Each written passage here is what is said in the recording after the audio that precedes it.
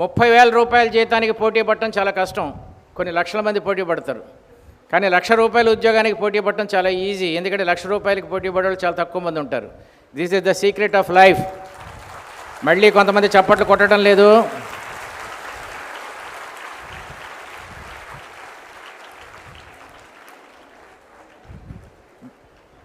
మీకు ఒక బ్యాంకు సంగతి తెలుసా?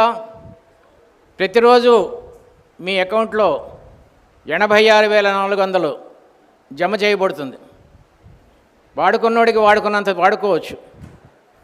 మరుసటి రోజు పొద్దునకి మీరు ఏమేమి మిగుల్చుకోలేదో అదంతా మళ్ళీ వెనక్కి వెళ్ళిపోతుంది బ్యాంక్.